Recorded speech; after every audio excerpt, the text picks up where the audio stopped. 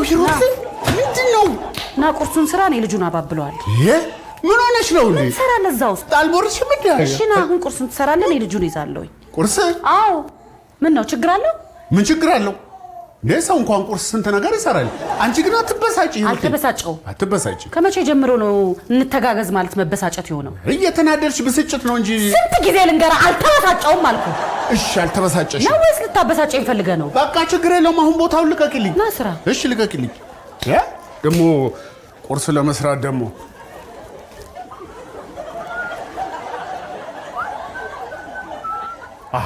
ሂጃ ልቀቂልኝ። በነፃነት የምሰራውን ልስራበት።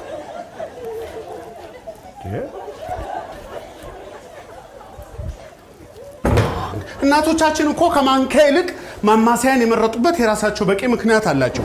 የታለሽ? የእስረኛው መሳቢያ ውስጥ። የትኛው ነው የእስረኛው? ዝም ብለሽ ነው እንዴ? አንተ ገብተህ የማታውቅበት ቦታ ይመስል የሚያደነባብር። ምን ያደናብራል? ዝም በይ እንዴ እናንተ። ለልጆቹም ይኸው ሰዓት አታስረፍድብኝ። ምን አበሳ።